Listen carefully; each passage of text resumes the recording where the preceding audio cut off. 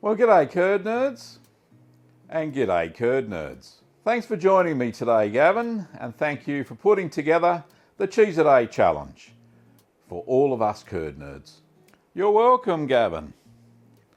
It was a lot of fun to make and taste all those amazing cheeses. Mate, I have to go now to make some of my own cheese. So can you handle the rest of the video? I sure can, Gavin. You take care, mate. And thanks again for all the things you do for the curd nerd community. No problems, mate, and see you next time. See you, mate. So what a nice bloke. I tell you, I haven't met anybody like him. What a great curd nerd. Anyway, let's get on with the wrap up. So I've got my notes here. Okay, wrap up. Whew. So you've got to remember that this is personal preference. So what I'm going to do is list the top 5 cheeses of the Cheese a Day challenge, and I'm going to do the bottom 5 cheeses, or list the bottom 5 cheeses in order. The top 5, which I believe all scored a 10 out of 10, 1 being the worst, 10 being the best. And then I'm going to go through the most expensive cheese, the least expensive cheese, and then just some costs. Cost of production, cost of materials, and the total cost to produce the Cheese a Day challenge. You know, one of those hidden things that you never ever see. So, in no special order for the top 5 cheeses of the Cheese a Day challenge were West Country Farmhouse Cheddar, which I thought was an amazing cheddar. It blew my mind. I'd never tasted, well, I can't say I never tasted that sort of cheese. I have when I went to Cheddar Gorge. I just didn't remember it. The other cheese, well, the next cheese on the list is Il Truffalino. Now, Il Truffalino was a combination of cheddar, some mushrooms, and some truffles. And there was some olives in there as well, but you really couldn't taste those. Amazing cheese. If you can get your hands on it, go and check out Il Truffalino. Very nice cheese. The next one was an AOC cheese. It was Comte, all the way from France. So that was just an amazing cheese. It blew my mind. I'm going to try and make it. Got a couple of recipes that I'm looking at, and we'll see how that goes. But Comte from France, I managed to get a raw milk version, not an export. I think they may make some pasteurized ones for export, but this was a raw milk version and it was beautiful, absolutely delicious. The next one on the top 5 list was the Millewa Mount Buffalo Goat Blue. Now, Mount Buffalo is actually a mountain here in Victoria, so that's why they named it that. It has nothing to do with buffaloes. But it was a goat's milk blue cheese. And that had such an amazing flavour. I gave that a 10. It just blew my mind. A beautiful cheese, Millewa Mount Buffalo Goat Blue. And the last on the top 5 list, probably no surprise to anybody, and that was a Parmigiano Reggiano. The real deal always tastes amazing. So what we call here in Parmesan, in Australia, we call it Parmesan, which is a knockoff of Parmigiano Reggiano.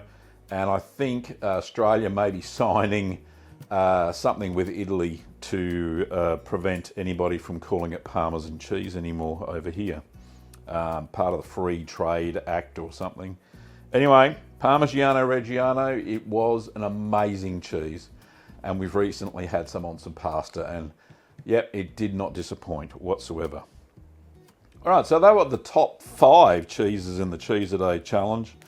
The bottom 5. Now, some of these were a surprise to me, but certainly the first one was not. Well, having said that, the worst cheese of the Cheese a Day challenge, in my humble opinion, was Dutch smoked cheese. And I gave that a 2 out of 10. It was a processed cheese. It was the only processed cheese in the challenge, and I really don't like processed cheeses served up as real cheese. So I didn't like it. It just had a weird taste and flavour. It wasn't off or anything. It was still within the best before date. It just was a really weird sort of cheese. And certainly not one I remember, because I remember I went to Europe in, what year? 1986. And we went to the Netherlands, and I actually bought some of this from a cheese shop.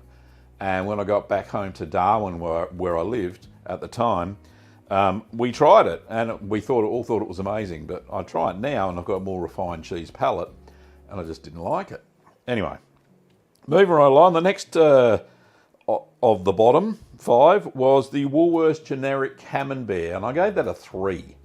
So it was a lackluster Camembert style cheese that just, the flavour was, you could have, I don't know, it just didn't have it for me. Now, if you were new to Bloomy Rind cheeses, then yeah, this look may be up your alley. But for me, it just didn't do anything for me. Anyway, moving right along. And the next 3, surprisingly, are Ashgrove cheeses. So the ones that I bought from Tasmania. So number 3 on the bottom 5 was Ashgrove Havarti with jalapenos.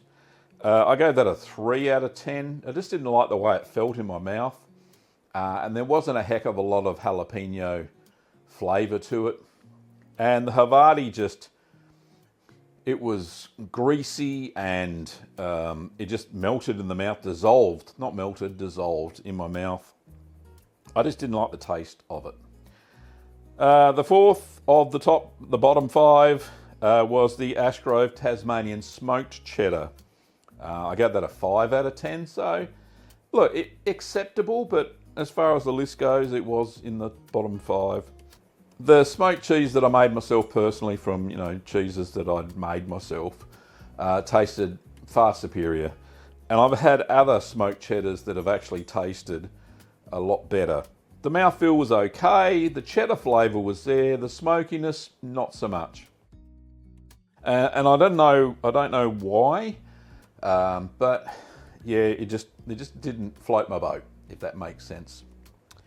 And the best of the bottom top 5 was the Ashgrove Tasmanian Bush Pepper, which I gave 6 out of 10. So that, look, that's acceptable as far as I'm concerned. Anything over 5 is okay. It was even better when I actually bit into the big chunk of bush pepper that was there. So that actually helped raise it up to a 6. If those big chunks of bush pepper weren't in the cheese, then it would have been fairly lackluster. There was hardly any pepperiness at all. So that kind of disappointed a little bit. I was expecting something powerful and exciting, but just wasn't there for the cheese. So on to the most expensive and least expensive. The most expensive cheese that I bought for the Cheese a Day challenge was the King River Gold. That came in at $51.70 for a 450 gram block. Now the block was about the size that you would get if you bought a Limburger, a full Limburger cheese. And if you divide it down a little bit, it's still, even if you divided that down to 150 grams, the cost of it was still fairly expensive. And that's because it's one of the very few washed rind cheeses here in Australia that is made by artisan cheesemakers. There are a few around that I have seen. Mind you, the cheese was exceptional. What rating did I give it? Looking at my rating sheet. So I gave it a 9 out of 10 anyway. It was a beautiful cheese, but tell you what, it was expensive. But I think it was worth it. Only reason I bought the 450 gram block was because I couldn't get a smaller size. If I had got a smaller size, it probably would have come in the price range for all the other cheeses. Just so happens that the second most expensive cheese was the Millowar Mount Buffalo Goat Blue at $27.84, and I think that was for about a 250 gram block. But that was exceptional. Never tasted a cheese like that before. The least expensive, and it was probably no surprise to anybody, was the Woolworths generic Camembert, and that came in at a whopping $3 Australian for, I think it was about 150 grams.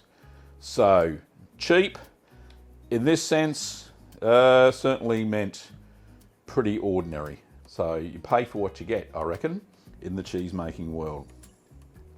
So that brings me to the cost of materials. So to make this video series, it wasn't a simple task, as you can imagine, eating a single day or filming a 28 cheeses for the month of February.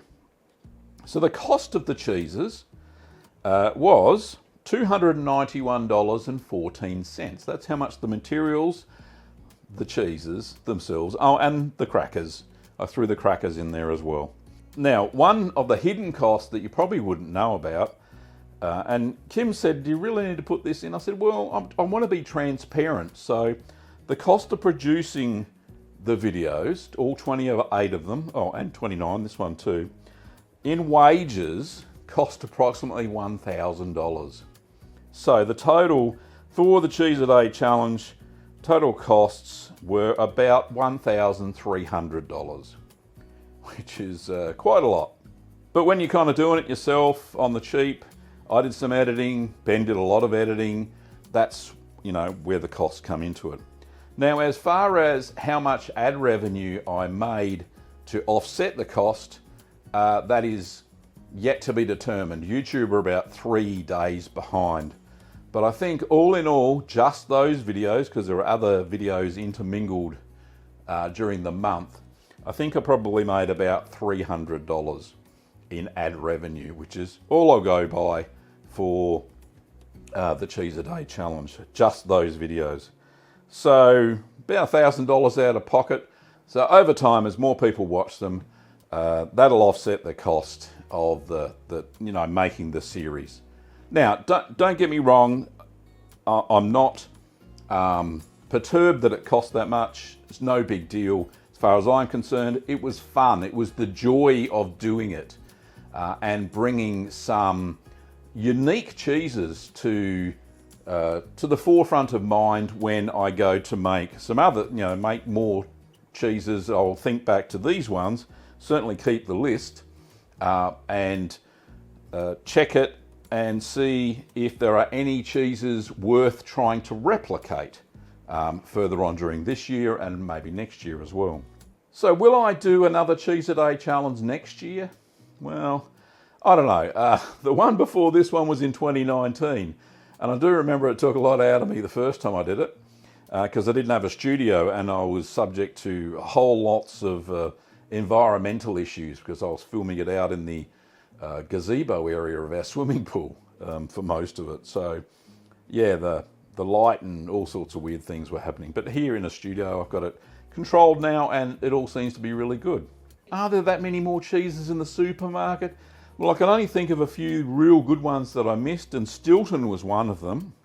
And real mozzarella, I know I did in 2019. So there are a few cheeses that I didn't get around to tasting. You know, there are new cheeses all the time based on, you know, basic styles that we all know and love. Maybe I'll wait a couple more years before I attempt another Cheese a Day challenge.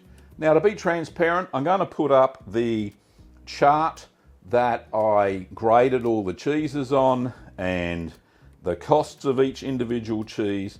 I'm going to put that up so you can see the transparency behind it all and the different cheeses and what I thought of each individual cheese. So hopefully, if you want to, you can freeze that now and check out the chart. It's been a pleasure. And from the other Gavin who left, don't worry about him, he's okay, he's a nice bloke. But from him and me, thank you so much for watching the Cheese a Day challenge. It's been a hoot, really have had a great time. I've spent a lot of time with my son, which is always a good thing as well. And I've really enjoyed some amazing cheeses. And subsequently, so has Kim, because, well, of course, she ate the cheeses that we had left behind. Not all of them, but, you know, we sampled them every day that we filmed each of the videos. So it was great fun.